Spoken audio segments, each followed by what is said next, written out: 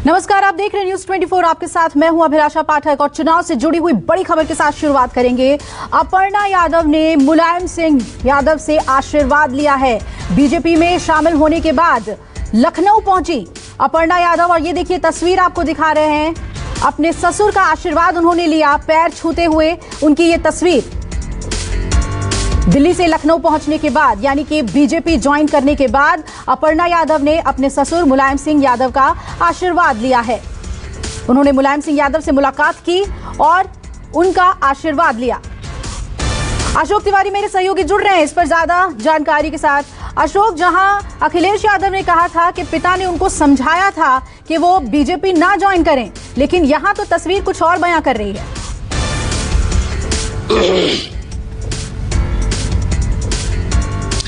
देखिए, निश्चित तौर पर अभी जब बीते दिनों अपर्णा यादव ने दिल्ली में यूपी बीजेपी के नेताओं के सामने बीजेपी ज्वाइन की थी, तो उस समय उन्होंने बयान दिया था कि वो राष्ट्रवाद के मुद्दे पर बीजेपी में आई हैं। वो नरेंद्र मोदी के जो काम है उनसे बहुत प्रभावित रहती हैं, बीजेपी के कामों को लेकर बहुत प्रभावित रहती हैं, इसलिए उन्होंने बीजेपी ज्वाइन की है। कल जब दिल्ली से वो लखनऊ आई थी तो लखनऊ एयरपोर्ट पर उनके समर्थकों के साथ साथ तमाम सारे बीजेपी नेताओं ने भी उनका स्वागत किया था।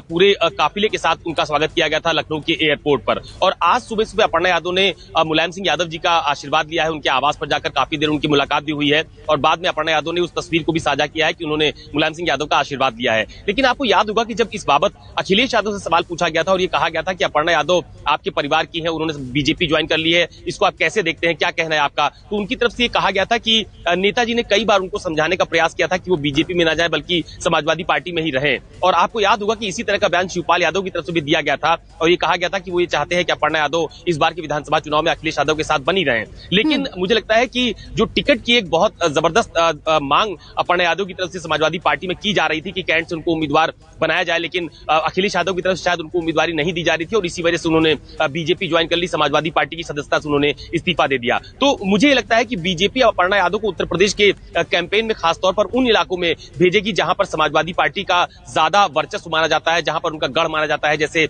आजमगढ़ का इलाका है, मैनपुरी है, एटा है, इटावा है। ऐसी जगहों पर अपर्णा यादव को कैंपेन के लिए फिलहाल भेजा जाएगा और अब उन्होंने अपनी नई राजनीतिक पारी की शुरुआत भी कर दी है उत्तर प्रदेश में। तो मुझे लगता है कि समाजवादी पार्टी के खिलाफ एक बड़ा अभियान अपर्णा यादव के माध्यम से खासतौर पर जो यादव बेल्ट है या फिर वो जगह जहां पर समाजवादी पार्टी का ज्यादा प्रभाव है, वहां पर अपर्णा यादव को उपयोग बीजेपी करने वाली है। हालांकि एक चर्चा ये भी चल रही है कि शायद उनको कैंट से उम्मीदवार भी बनाया जा सकता है, क्योंकि पिछली बार वो विधानसभा का चुनाव कैंट से लड़ी थी जब उनको रीता बहुगुणा जोशी ने विधानसभा चुनाव में हरा दिया था। तो अब सबकी निगाहें इस बात पर है कि बीजेपी अपर्णा यादव का राजनीतिक तौर पर क्या उपयोग करती है इस बार के विधानसभा चुनाव में। क्या उनको कैंपेन में लगाया जाता है, क्या उनको कोई संगठनात्मक पद देकर कोई दायित्व दिया जाता है या फिर विधानसभा का चुनाव लड़वाया जाता है। लेकिन एक संदेश देने में बीजेपी लगातार कामयाब होती हुई नजर आ रही है कि जो बात बीजेपी के नेताओं की तरफ से कही जाती है कि जब अखिलेश यादव अपना कुनबा नहीं संभाल पा रहे हैं तो वो उत्तर प्रदेश की जनता को कैसे संभालेंगे, कैसे अपने गठबंधन को लेकर वो आगे बढ़ेंगे। ये कोशिश लगातार बीजेपी की तरफ से की जा रही है मैसेज देने की। अपर्णा यादव की दिल्ली में ज्वाइनिंग हुई, उसके बाद मुलायम सिंह यादव जी के जो साड़ू हैं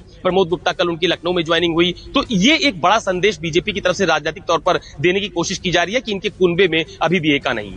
बिल्कुल अशोक, आप बने रहिए हमारे साथ और इस तस्वीर को बीजेपी कैसे अब डिपिक्ट करेगी, क्या बताएगी इस तस्वीर के मायने, ये देखने वाली बात होगी। अगली बड़ी खबर का रुख कर लेते हैं। बीजेपी अध्यक्ष जेपी नड्डा आज बीजेपी के टोली महाजनसंपर्क अभियान के तहत यूपी में प्रचार करेंगे। वो आगरा और बरेली में दोनों ही जगहों पर डोर टू डोर जाकर प्रचार करने वाले हैं। इस दौरान वो पार्टी के पदाधिकारियों के साथ बैठक भी करेंगे। तो डोर टू डोर कैंपेन की शुरुआत और जेपी नड्डा कमान संभालेंगे इसकी बरेली और आगरा से। अशोक मेरे सहयोगी जुड़े हुए हैं। अशोक, इसे बीजेपी बहुत ज्यादा इंपॉर्टेंस दे रही है, किस तरीके से डोर टू डोर कैंपेन पे पूरा प्रचार जो है वो डिपेंड करेगा, क्योंकि सभी दिग्गजों ने इसकी कमान संभाली है।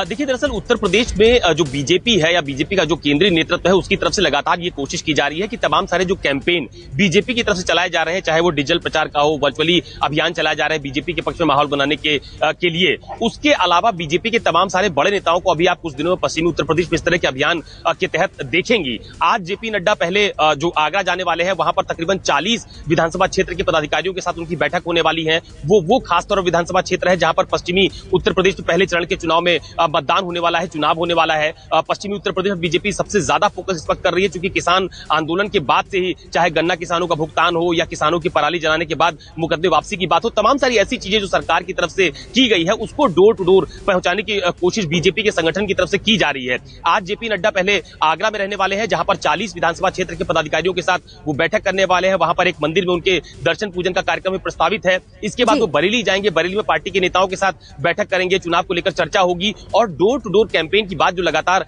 बीजेपी के संगठन की तरफ से तमाम सारे बड़े नेताओं की तरफ से कही जा रही है कि कम संख्या में कोविड के नियमों का पालन करते हुए, गाइडलाइन का ध्यान रखते हुए डोर टू डोर बीजेपी की उपलब्धियों को पहुंचाने की कोशिश की जाए। क्योंकि अब बहुत बड़ी जनसभा या बहुत बड़ी रैली, रोड शो, पदयात्रा, इस पर फिलहाल अभी रोक लगी हुई है। आने वाले दिनों में तस्वीर साफ हो पाएगी कि ये रोक बरकरार रहेगी या फिर आने वाले दिनों में जनसभा, पदयात्रा, रोड शो की अनुमति देगा चुनाव आयोग। तो फिलहाल अपने प्रचार अभियान को और धार देने के लिए, अपने प्रचार अभियान को और तेजी से आगे बढ़ाने की दिशा में फिलहाल आज जेपी नड्डा इसकी शुरुआत करने वाले हैं। और आने वाले दिनों में जो राजनाथ सिंह है, इसके अलावा प्रधानमंत्री नरेंद्र मोदी हैं, इनके भी कार्यक्रम प्रस्तावित है पश्चिमी उत्तर प्रदेश में चुनाव से ठीक पहले। बिल्कुल अशोक, बने रहिए हमारे साथ, तो इस पर हमारी नजर रहेगी। डोर टू डोर कैंपेन की शुरुआत बीजेपी ने कर दी है।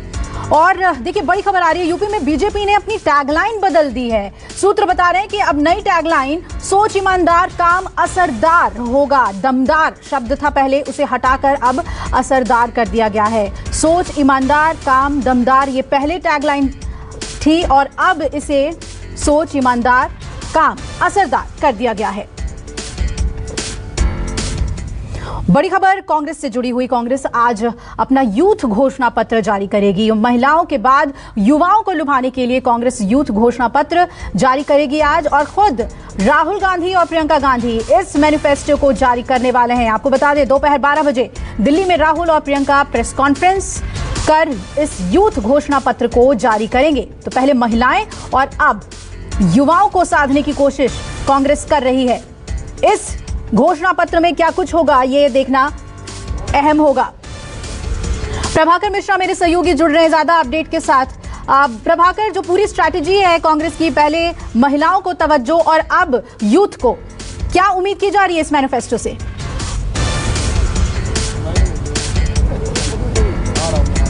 देखिए, जो बातें पहले से कही जा रही हैं कांग्रेस के द्वारा, वही बातें इस घोषणा पत्र में शामिल होंगी। लेकिन मैं एक बात बताऊं कि आज ये मंच सजा हुआ है ठीक मेरे पीछे, और इस मंच पे आप देखिए भर्ती विधान युवा घोषणा पत्र। ऐसा शायद ही कभी कोई घोषणा पत्र जारी हुआ होगा जिसमें भर्ती की चर्चा हुई होगी। तो मतलब है कि उत्तर प्रदेश में बेरोजगारी की समस्या को इनकैश करने की कोशिश ये करती हुई कांग्रेस दिख रही है। और जैसा कि पहले ही प्रियंका गांधी ने नारा दिया कि लड़की हूँ लड़ सकती हूँ, तो पहले लड़कियों को, महिलाओं को संबोधित किया गया और जिस तरह से कहा गया कि 40% उनको टिकट दिया जाएगा, और दिया भी जा रहा है। और अब युवाओं को आकर्षित करने के लिए, क्योंकि उत्तर प्रदेश में जो वोटर्स में बड़ी तादाद है युवाओं की, और उत्तर प्रदेश में हाल के दिनों में जिस तरह से सड़क पर बेरोजगार युवाओं की फौज खड़ी है, और जिस तरह से चाहे वो शिक्षक भर्ती को लेकर हो, चाहे तमाम अनुदेशकों की बात हो या आंगनवाड़ी की बात हो, सबकी कुछ न कुछ समस्याएं हैं। और हाल के दिनों में सड़कों पर ये दिखा है, उनका आंदोलन, उनका विरोध सड़क पर दिखा है।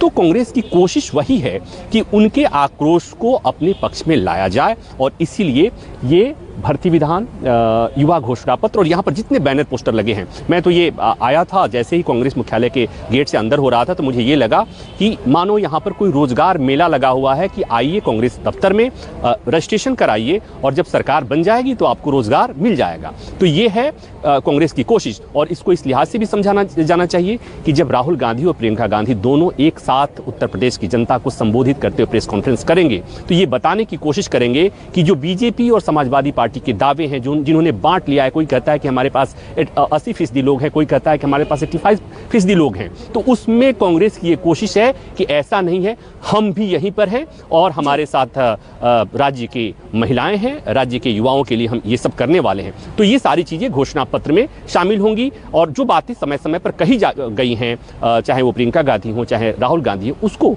उसका एक दस्तावेज। लेकिन महत्वपूर्ण यही है, जो मैं पहले भी कह रहा था, अब भी कह रहा हूं, कि ये भर्ती विधान युवा घोषणा पत्र अपने आप में एक अनूठा घोषणा पत्र होता हुआ मुझे दिख रहा है। जी, जैसा कि आप कह रहे हैं कि अनोखा घोषणा पत्र आज जारी होगा कांग्रेस की तरफ से, अगर आप अपने पीछे की कुछ तस्वीरें दिखा सकें कि कांग्रेस ने क्या तैयारी की है आज के इस मैनिफेस्टो को जारी करने के लिए।